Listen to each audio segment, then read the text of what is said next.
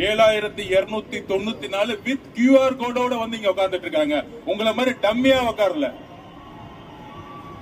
இத்தனை நாள் வரைக்கும் கேட்டு இருந்தாங்க தமிழக வெற்றி கழகத்திற்கு கட்டமைப்பு இருக்கா? தோ பாருங்க, 2 நாள் தமிழகம் கோயம்புத்தூர்ல இருந்து குரல் கேட்கலையா? கோயம்புத்தூர் முடங்கிருச்சு 2 நாள்.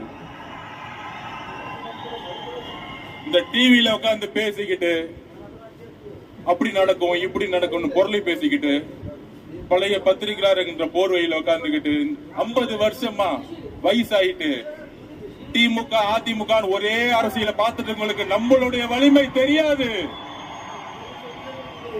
ஒரு வரலாறு உருவாகும் பொழுது பழைய காலத்தை பத்தி தான் பேசிக்கிட்டே இருப்பாங்க.